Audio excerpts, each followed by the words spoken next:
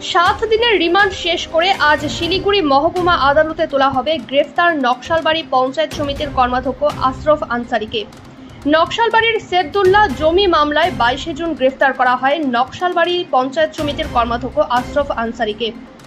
শিলিগুড়ি মহকুমা আদালতে তোলার পর 7 দিনের রিমান্ডে নেয় পুলিশ। এদিন তিনি বলেন, আমার উপর মিথ্যা মামলা হয়েছিল, তা পুলিশকে সব রকম সহযোগিতা করেছি, পুলিশ তদন্ত করছে, তবে আন্দোলন চলতে থাকবে। নকশালবাড়ির হাতি ঘিসার শেবদুল্লার মৌজার সরকারি জমিতে জালপাট্টা বানিয়ে দখল করার অভিযোগ।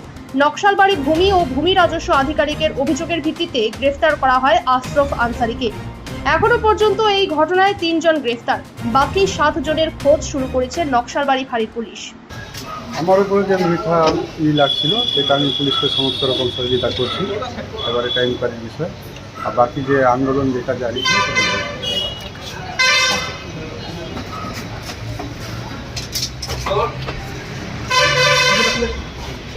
শরীর ঠিক আছে।